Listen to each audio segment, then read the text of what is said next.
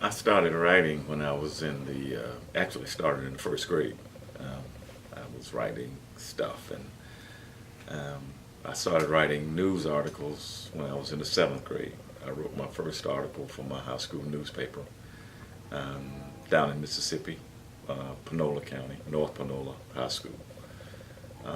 And once my story got published, I was bitten with the journalism bug. I never wanted to do anything else except be a journalist, and that's been my road for 50 or more years. And so I was a copy clerk when I was in college, and that basically meant that I was a gopher, and I would go and run errands for the reporters and the editors, and I would get coffee and cigarettes and soft drinks. And when I graduated from Ole Miss, the Commercial Appeal wouldn't hire me right out of college. So I got a job in Jackson, Mississippi at the Clarion Ledger, and I worked there little less than 2 years.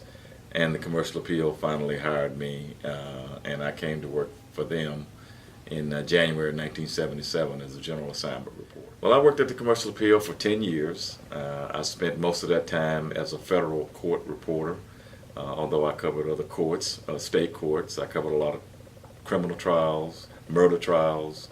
I covered a lot of political corruption and federal cases. Yeah, I came back to Memphis in 1994 as deputy managing editor. The television commentary, which started in January 2011, and I've been doing it now for about 7 years.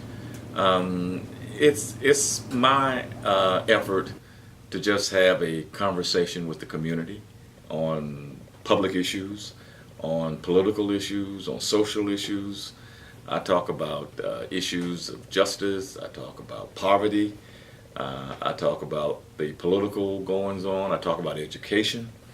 And it's designed just to make people think and to consider my point of view. And it is my point of view.